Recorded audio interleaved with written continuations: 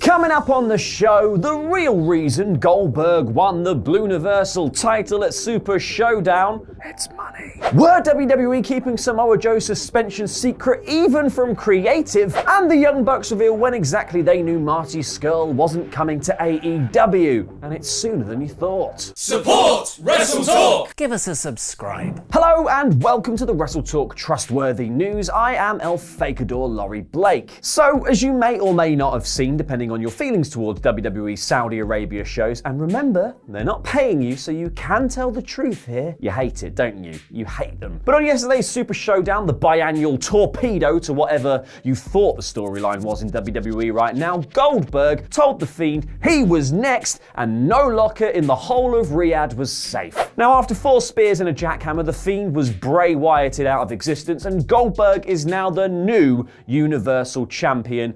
Again and again, it was bad storytelling from WWE. Not that I really mind Goldberg winning, as it does now put me ahead in Wrestle League, but let's just have a brief moment of silence for the brilliant and shortly lived Fiend character.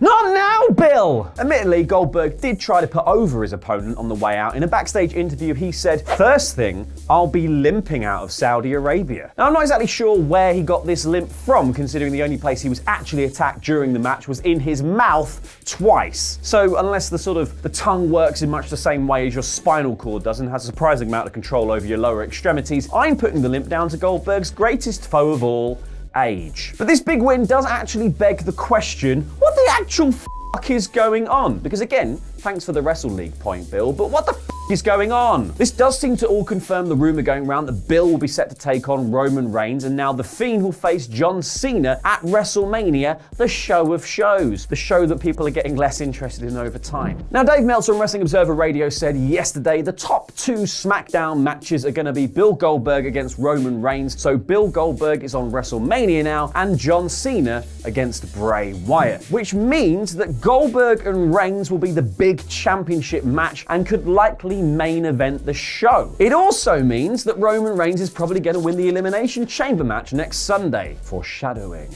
And this whole change about comes after that initial Rumble plan of having Reigns win to set up a match with The Fiend was changed 10 days before that show because maybe, I don't know, WWE wanted to start off the year fairly controversy-free. And where are we now? And then after that, you had Goldberg make his appearance on SmackDown, which popped the ratings so hard they changed absolutely everything because ratings are our Lord and Savior. And that's why Goldberg is now coming to SmackDown tonight, bringing his fancy new belt with him. Oh, bless us with your ratings, great watcher in the sky. We have Bill Goldberg for you, an offering for you. Now, Meltzer's scoop also means that Cena will not only be lacing up his boots for his appearance on SmackDown tonight too, he's probably also going to be zipping up his jorts for Mania as well. Now, to my mind, the better story of all those options would have been Cena chasing his 17th championship to beat the 16-time record that he currently holds jointly with Ric Flair as co-besties, cross-generational co-besties. Because then it would be the man who never gives up against the monster who won't stay down, except when he does,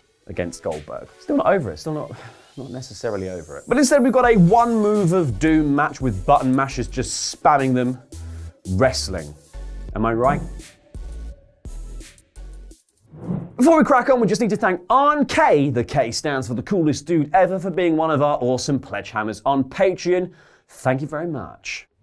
Now, someone who won't be lacing out anything for a few weeks is Samoa Joe, the current owner-operator of a wellness policy violation. Now, this is a story that's been brewing for a little while since WrestleVotes reported earlier in the month that more WWE wellness policy suspensions were inbound following Andrade's in late January and Robert Roode's before that, which he used to get really massive arms from the looks of. Now, WrestleVotes also suggested that Joe was one of the violations, which was then vociferously denied by WWE sources to PW Insider in what seems to be an ongoing disinformation campaign regarding well-known leakers. But that's not actually the new bit of this story, because not only was WrestleVotes vindicated in this case when WWE announced Joe's suspension, but WWE's blanket of secrecy over Samoa Joe's violation seems to have extended over some of the departments within the company too. Because Wrestling Observer Radio said that the creative team didn't find out about the suspension until it was announced by WWE, because it's not like they need to know or anything. It's not like they have long-term plans to think of, stories that are, oh wait, it doesn't matter, everything just gets thrown out on a Monday morning anyway, so it must be actually pretty easy to write him out. Storytelling is basically modular now in WWE. If you need to swap out a part, it's no big deal, just comes right out. What do you want to put in there now? Kevin Owens? Okay, Kevin Owens is in there. There we go, story cracks on. So all the way down the line in this story, it seems like WWE officials knew about this suspension in early February, but that obviously hasn't been confirmed, because in fact it's actually been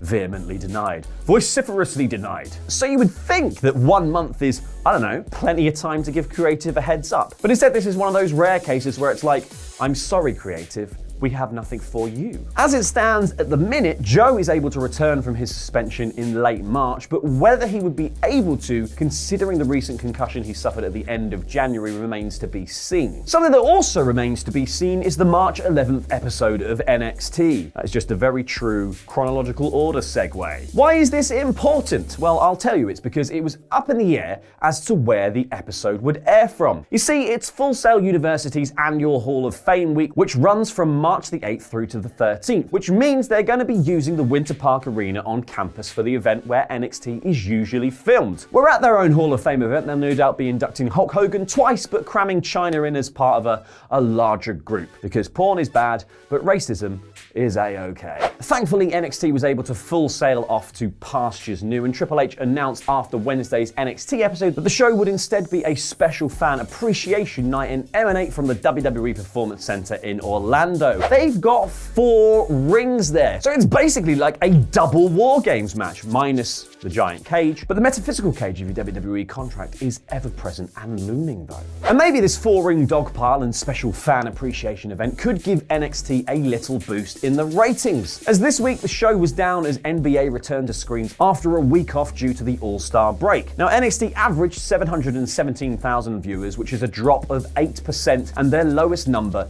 in 4 weeks. And things weren't exactly wonderful on the other side of the fence for AEW either, might I add, as their numbers fell by 3% this week, with Dynamite averaging 865,000 viewers over the course of its 2 hours. However, it was the first time that AEW got a clean sweep in the demos, beating NXT in every single age group, including the over 50s, who have so far been hardcore NXT marks. I mean, this was no doubt helped by that honestly incredible Iron Man match between Kenny Omega and that bastard Pac.